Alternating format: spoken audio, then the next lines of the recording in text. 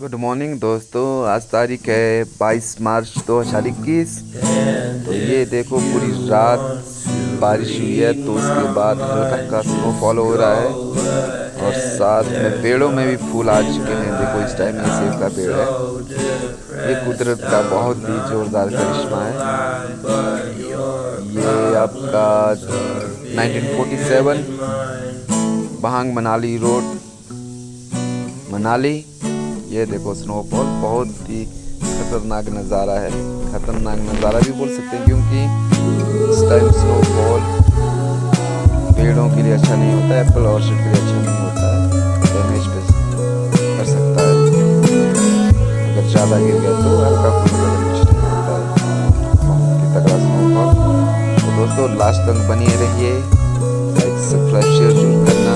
मैं आपका दोस्त सजू महेश। Take bye.